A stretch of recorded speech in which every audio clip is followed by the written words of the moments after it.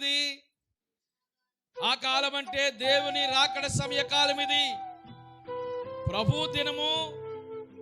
ఏమండి, రాత్రి వేళ దొంగ ఎలాగైతే వచ్చునో అలాగూ ప్రభు దినం వచ్చినట్టు మీకు బాగుగా తెలుసా తెలియదా? తెలుసు.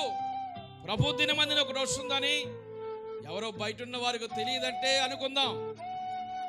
ఏమండి, ప్రభు దినం వచ్చినట్టు మీకు తెలుసు కనుక అది ఎప్పుడు వస్తుందో సమయం డేట్లు చెప్పలేదు. ఆ పైన అన్నాడు కదా, రాత్రి వేళ దొంగ ఎలాగ వచ్చునో.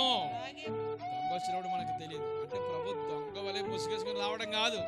ఏమంటున్నారంటే దొంగలాగా వస్తాడు. దొంగలా రావడం కాదు, ఆయన దొరలాగా వస్తాడు. స్తోత్రం కలుగును గాక.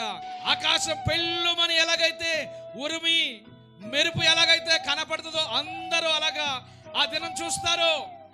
ప్రభు దొంగలాగా రావడం కాదు.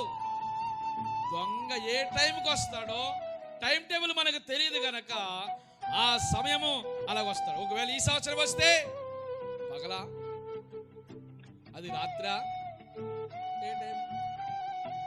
ఎలా ఉంది మన విశ్వాస జీవితం? అంటే మారని వాళ్ళందరూ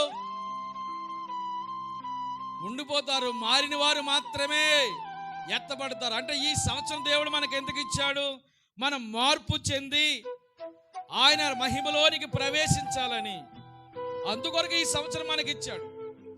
ఇచ్చిన ఈ సంవత్సరాన్ని నువ్వు దుర్వినియోగం చేస్తావా?